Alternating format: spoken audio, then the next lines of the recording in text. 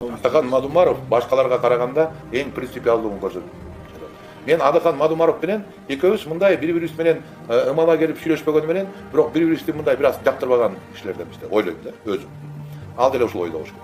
Бирок аны кылган жумушун караңыздар.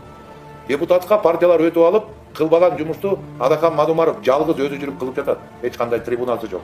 Эч кандай анын тартып аткан телевидениеси жок. Элдин үнүн жеткизип, мандатсыз эң мактанычтуу жумуш кылып аткан кишиге эмне деп айтасың?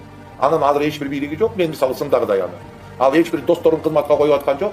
Ал бирөөнүн колу бутун толгоп, Конституциянын долбоорун түнү менен жастырып, ашыгып бараткан жок. Ал бүгүн бир нерсени сүйлөп эртең чыгып башка нерсени сүйлөп аткан жок.